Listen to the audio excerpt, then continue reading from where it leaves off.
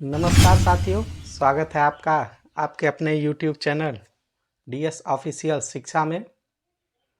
साथियों, आज हम इतिहास के आगे के बचे हुए भाग सातवाहन युग, सातवाहन वंशों को देखेंगे और उनके समय में कैसे सिक्के चलते थे, क्या उनकी जो संस्कृति थी उसके बारे में जानेंगे और ब्राह्मण वंश के बारे में भी जानेंगे। दक्षिण भारत के वंशों को भी देखेंगे आज। साथियों, इन वंशों को देखने से पहले मुझे एक बीरबल और अकबर की एक कहानी याद आई। बीरबल की कहानियां तो आप लोग सुनते ही हैं, बहुत ही ज्ञानवर्धक और बुद्धि वाली कहानियां होती हैं। तो एक समय अकबर जो है घोड़े खरीदने के लिए बहुत उत्सुक हुए और बोले अपने मंत्रियों से कि जो भी अच्छे घोड़े हों उनको मंगाकर और राज दरबार में बुलाया जाए। सारे मंत्री घोड़े के व्यापारियों को बुलाए तो सबका खरीदारी हो गया। एक व्यापारी आया जिसने बहुत ही सुंदर 2 घोड़े लेकर आए थे। अब घोड़े सुंदर थे, राजा को बहुत पसंद आए। राजा ने बोला कि हमको इन घोड़ों का जो है दाम बताओ। तो व्यापारी ने बोला, सरकार ये घोड़े तो अच्छे हैं, दाम भी ठीक है, आप ले लीजिए। मेरे पास ऐसे 100 घोड़े हैं, तो उन 100 घोड़ों को मैं आपको दे सकता हूँ। राजा घोड़ों को देखकर बहुत प्रभावित हुआ था, इसलिए बोला कि ठीक है, घोड़ों को लेकर आओ। वो व्यापारी बोला कि महाराज पहले आप मुझे इसकी आधे दाम दे दीजिए, तब मैं घोड़े लेकर आऊँगा। अकबर को घोड़े बहुत ज़्यादा पसंद आए थे, इसलिए उन्होंने आधे दाम देने के लिए तैयार हो गए। अब उन्होंने खजांची से बोला कि इनको घोड़ों का जो आधा दाम होता है 100 घोड़ों का, वो दे दिया जाए। अब इससे राजा के दरबार के लोग नाखुश हुए। वो बोले कि राजा तो ये सही नहीं कर रहे हैं। फिर भी किसी की हिम्मत नहीं हुई ये बोलने की। तो सब लोग चाहते थे कि बीरबल ही कुछ राजा को बताएं, जिससे राजा को पता चले कि ये गलत हो रहा है। दरबार लगा, वो आदमी लेने चला गया था पैसे, लेकिन दरबार में अकबर बीरबल सब लोग बैठे थे। तो बीरबल बोले कि महाराज, कल आपने मुझसे राज्य के मूर्खों की सूची बनाने कही थी, उसमें सबसे पहला नंबर आपका है। राजा बोले कि क्या बात कर रहे हो, गुस्से में लाल हो गए। तो बीरबल ने कहा, महाराज आपने जो बिना अपरिचित आदमी को घोड़े लेने को बोल दिया है, वो पता नहीं कल लौटेगा नहीं लौटेगा, इसकी क्या गारंटी है।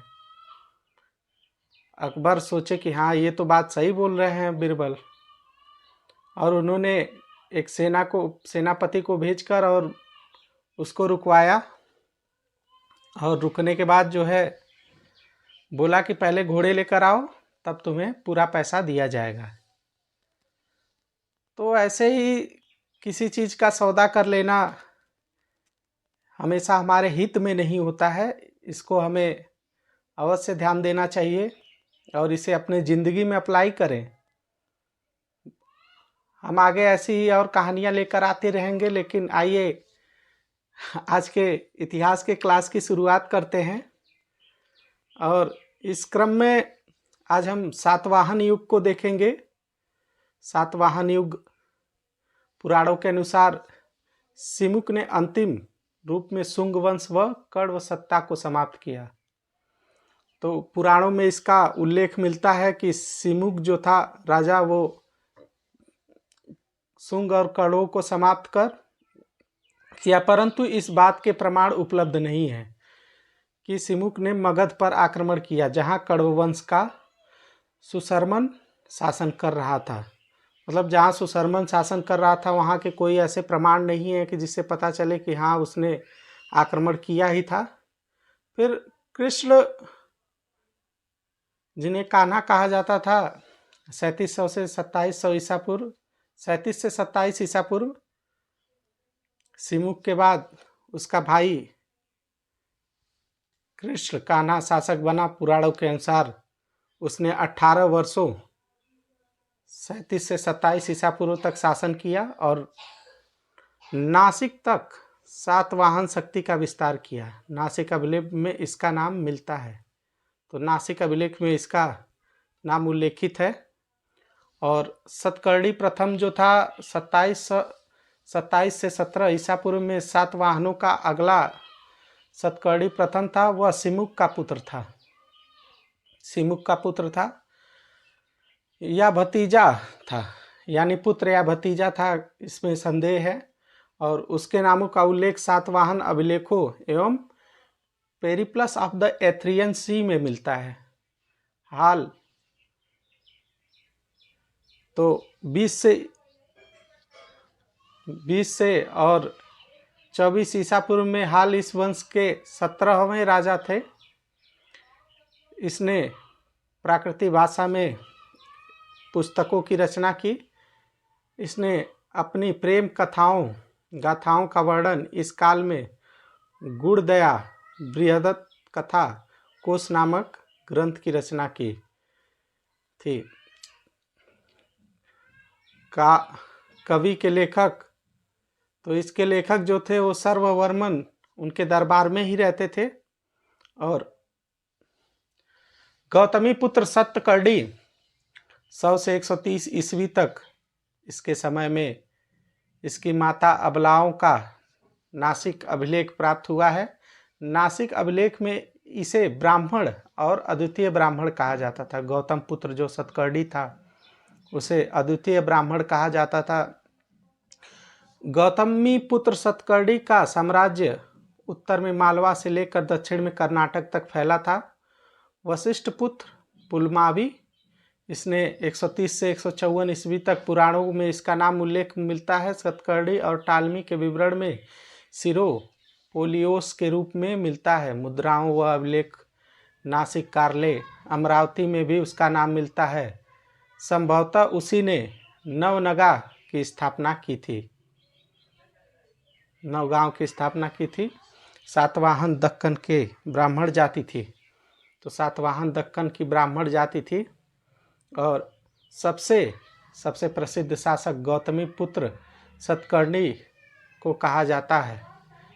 और कहा जाता है कि उसने विच्छिन्न होते हुए चतुर्ण्य 4 वर्णों वाली व्यवस्था को फिर से स्थापित किया और वर्ण संकर यानी वर्णों और जातियों के सम्मिश्रण को रोका। गंधिक व शिल्पी कहलाते थे जो इत्र बनाते थे, तो जो इत्र बनाते थे उन्हें गंधिक या शिल्पी कहा जाता था। फिर सातवाहनों के सिक्कों पर नज़र डाले तो अधिकांश शीशे के सिक्के मिलते हैं इस काल में, जो दक्कन में पाए जाते हैं। सातवाहन शासकों ने पोटीन तांबे और कांसे के सिक्के के निर्माण करवाए। सातवाहन शासकों ने भिक्षुओं को ग्राम दान देकर बौद्ध धर्म को बढ़ाया। इस राज्य में बौद्ध धर्म के महायान संप्रदाय का प्रभाव मिलता है। ग्रामीण क्षेत्रों में प्रशासन का कार्य गौमिक को सौंपा जाता था, जिसमें 9 रथ, 9 हाथी, 25 घोड़े और 35 पैदल सैनिक थे। और पांड्य राजवंश का प्रारंभिक उल्लेख, तो पांड्य राजवंश का प्रारंभिक उल्लेख पाणिनि के अष्टाध्यायी में मिलता है। महर्षि पाणिनि के अष्टाध्यायी में राज्य का उल्लेख मातर नाम से किया है। पाद्यखंड भारतीय प्रायद्वीप के सुदूर दक्षिण और दक्षिण पूर्व भाग में स्थित था। इसमें अनुमानतः तमिलनाडु के आधुनिक लिली, रामलद और मदुरै जिले शामिल थे। पांड्य वंश का प्रथम शासक था, तो पांड्य वंश का प्रथम शासक था। मेडियन का अर्थ शब्द आदमी से है। डियोन ने पहली नदी को अस्तित्व में प्रदान किया और समुद्र की पूजा भी करवाई, परंतु इसका ऐतिहासिकता से संदिग्ध है। फिर चोल राज्य मध्यकाल में आरंभ में चोलमंडल कोरोमंडल कहलाता था। ये पेन्नार और वेल्लारू नदियों के मध्य पांड्य राज्य क्षेत्र के पूर्वोत्तर कोण में था। उसकी राजनीतिक सत्ता का केंद्र दूर था, जो सूती वस्त्र और व्यापार के लिए प्रसिद्ध था। चेरों के और पांड्यों ने चोलों के राज्य के सीमा में प्रवेश कर अपना राज्य विस्तार किया। चेर या केरल देश पांड्य क्षेत्र सीमा और उत्तर में स्थित था।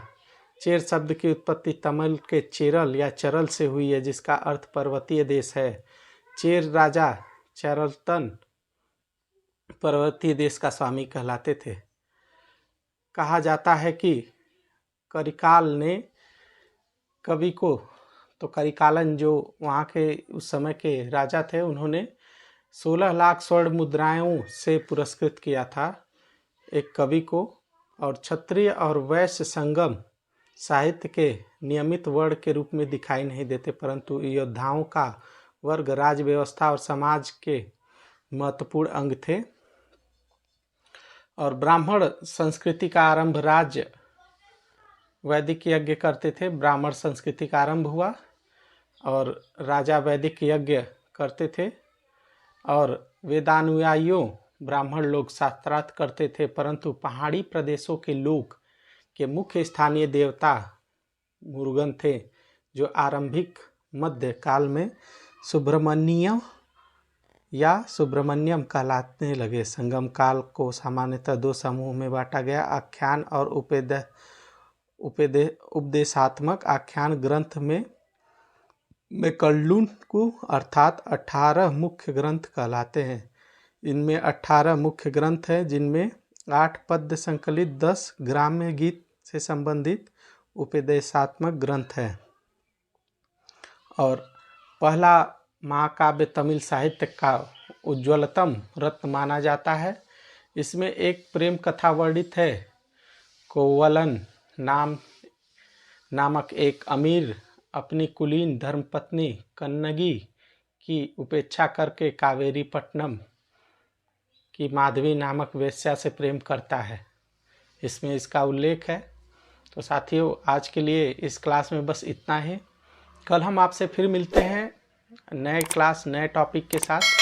तब तक के लिए जय हिंद, जय भारत, भारत माता की जय।